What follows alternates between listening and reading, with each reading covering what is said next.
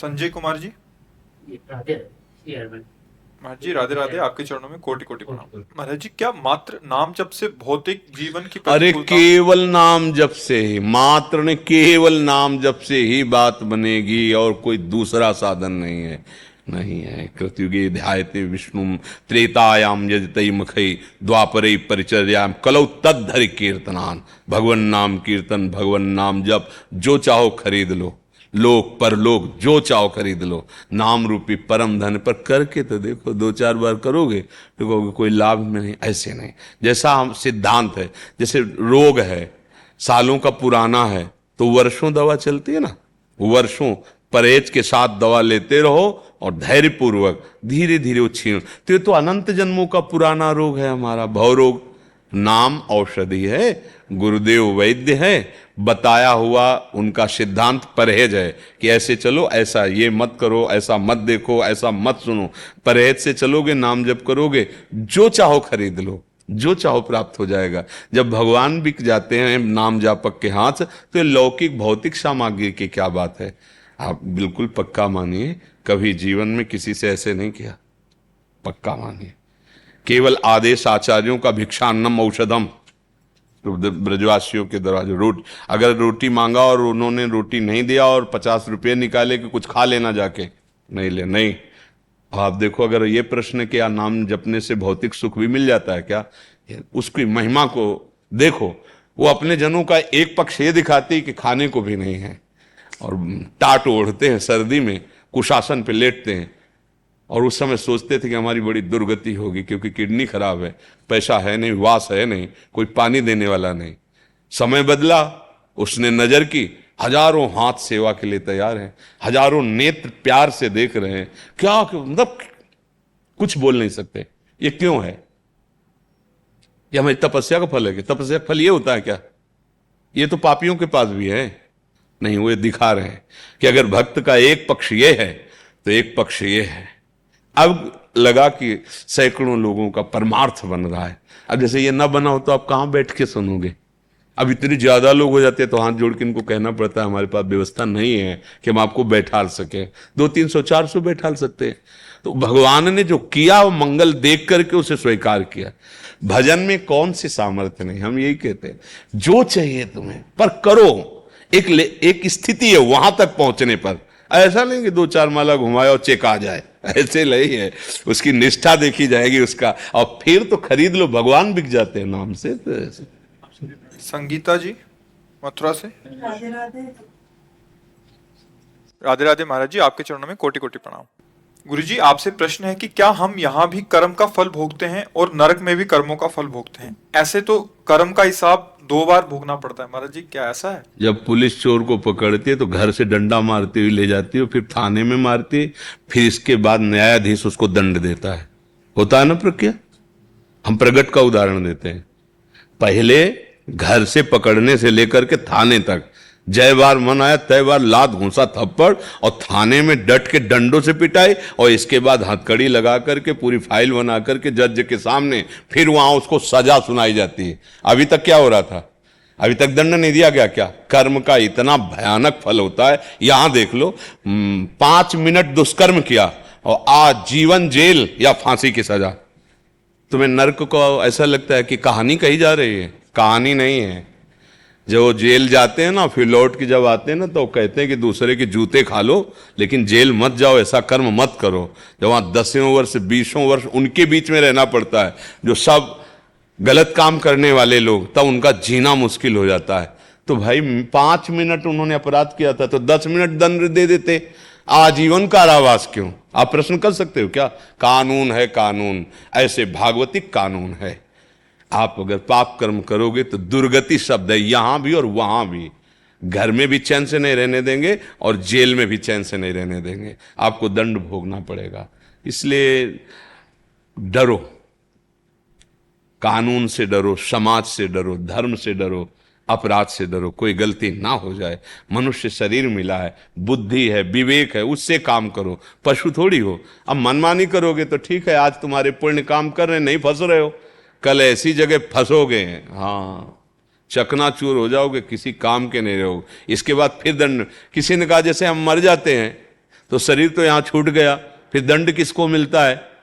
स्वप्न में तुम्हारा शरीर छूटा हुआ ही तो पड़ा हुआ है सैया पे, पर स्वप्न में यदि गला काटा जा रहा है तो चिल्ला पड़ते हो कि नहीं? इसमें तो चाकू क्या, इसमें तो सुई भी नहीं घुसी, और चिल्ला कैसे रहे हो? सपने में यदि दुख मिल रहा है तो है ना तुम्हारा स्वाप्निक शरीर। ऐसे ही नरक में जो मिलता है उसका नाम यातना दे, देवलोक में जो सुख मिलता है उसका नाम देव दे, ये जो है स्थूल सूक्ष्म कारण दे। अब अज्ञान है तो तुम्हारी कल्पना से थोड़ी बातें बनेंगी, इसलिए हम सबसे प्रार्थना बार बार यही करते हैं कि भाई शराब मत पियो। क्यों? क्योंकि तुम्हारी बुद्धि ठीक निर्णय नहीं कर पाएगी, उससे अपराध बन जाएंगे। मांस मत खाओ। क्यों? क्योंकि इस अपराध से तुम्हारी बुद्धि भ्रष्ट हो जाएगी। व्यभिचार मत करो, पराया जो धर्म के शासन से अलग भोग आदि वो मत करो। रश्मि चतुर्वेदी जी कानपुर से। राधे राधे महाराज जी। महाराज जी, जीवात्मा का परम सुख क्या है? परमात्मा हम अपने अंशी से मिल जाए तो परम सुख हो जाए।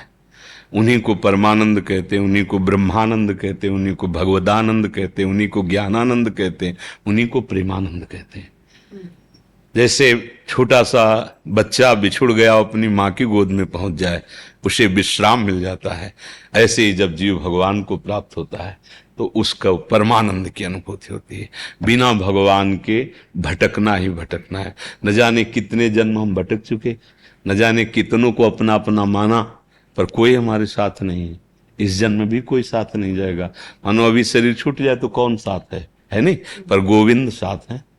अगर हम भगवान को अपना मानकर नाम जप करते हैं, भगवान की आराधना करते हैं, तो हमें अनुभव होता है कि हमारे भगवान हमारे साथ हैं, तो हम उनके अंश हैं। तो जैसे लहर तरंग में अलग दिखाई देती है, और जहां वायु हटी तो समुद्र हो गई, ऐसे ही मायाकृत शरीर में हम करने के कारण हम स्त्री पुरुष तरंग हो गए, और ये भाव हटा सोई परमानंद भगवत स्वरूप हो गया, क्योंकि हम भगवत स्वरूप ही हैं। हमारा जो जीव स्वरूप कहा जाता है, देह भाव के कारण उसे जीव कहा जाता है, नहीं तो भगवान का अंश वो भगवत स्वरूप ही है।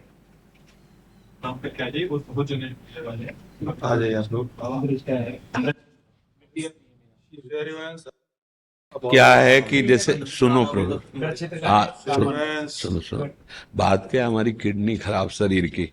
अब जैसे हम बैठे हैं ना, पूरा बोझा उस पे, अब कल डायलिसिस हुआ है, अब ये जितनी जल्दी निपट जाए फिर हम लेट जाएं जाके, तो हमें पावर। अब शरीर की किडनी फेल हो, फिर उस आदमी की दशा सोचो, बोलना है और पानी अभी प्यास लग रही है, देंगे कभी? इतना मतलब हमारी स्थिति को देख कर लोग कहते हैं निकलो, नहीं तो रात दिन चर्चा करते रहो, हमें कोई परेशानी नहीं, भगवत चर्चा ही तो हो रही ना। पर समस्या इसी, तो इन लोगों की बात इसलिए मानो कि शरीर अनुकूल नहीं है। जो बात सुना अगर उसको जीवन में उतार लोगे तो चाहे किसी का भी प्रश्न हो, बात तो सबकी है ना। ऐसा नहीं है कि आपका प्रश्न कोई अलग हो तो हम उसका उत्तर नहीं देंगे। सब परमार्थ के अंतर की बात है। बुरे व्यसन मत करो, नाम जप करो, गंदी आदतें जिसके संग से पलती हैं उनका संग त्याग कर दो, चाहे वो व्यक्ति हो, चाहे वस्तु हो, चाहे स्थान हो, बढ़िया हो गए, कोई प्रश्न ही नहीं है। समझ रहे? राधा राधा। अगर कभी फिर और कुछ जानकारी करनी, किसी और दिन आ जाओ। शरीर अस्वस्थता के कारण इनकी बात आपको माननी है, क्योंकि देखो 250-300 लोग खड़े हैं, अब ये 2-3 बैच ऐसे होंगे, फिर 200-250 लोग खड़े खड़े दर्शन। तो अब जैसे आपको तो इतना समय मिल गया और उनको प्रणाम भी नहीं करने देते, 250 है ना, अगर 1-1 मिनट है तो 250 मिनट लगे। चलिए तो हमें बुरा लगता है, हमें लगता है कि एक को तो 20 मिनट 30 मिनट और एक को प्रणाम भी नहीं, पर हम करें तो क्या करें, शरीर अस्वस्थ है। जब वो ऐसे निकलते हैं ना तो लगता है 1 मिनट तो खड़े होकर देख लें, बात कर लें, तो उनको 1 घंटा से लाइन में खड़े रहेंगे। इसलिए आप लोग क्षमा करो, जब तना समय मिल जाए और सौभाग्य समझो, और जब तक मिल जाए, फेल किडनी है, कभी भी ट्रांसफर हो सकता है, इसके लिए जितना मिल गया सौभाग्य समझो और उसका मनन करो तो उतने में कल्याण हो जाएगा, ऐसा समझो। प्रीति अग्रवाल जी हैदराबाद से। राधे राधे महाराज जी, आपके चरणों में कोटि कोटि प्रणाम। महाराज जी, मैं मन और धन से तो मानव सेवा करूं, पर आत्मा से मैं गुरु सानिध्य में हमेशा रहूं, ये कैसे संभव है? आत्मा को जानती हो क्या? हम बात तो सानिध्य की तब करें जब हम आत्मा को जानते हैं, और गुरु को जानती हो क्या? हाँ, ना गुरु को जानते हो ना आत्मा को जानते हो, क्योंकि गुरु ही आत्मा है, आत्मा ही गुरु है, दूसरा कोई नहीं। आत्मा हरिवंश प्रगट परमानंद, श्री हरिवंश प्रमाण। जैसे हमारे आचार्य हरिवंशन, तो हमारी आत्मा भी वही है। आत्मा और परमात्मा और गुरु ये केवल पर्यायवाची शब्द है, वो एक ही है। तन, मन, धन, इन तीनों की पवित्रता हमें आत्मज्ञान की तरफ बढ़ाएगी, अपवित्रता शरीराभिमान में फंसाएगी। अगर धन पवित्र है तो उससे की हुई सेवा आपके हृदय को पवित्र करेगी। धन अपवित्र है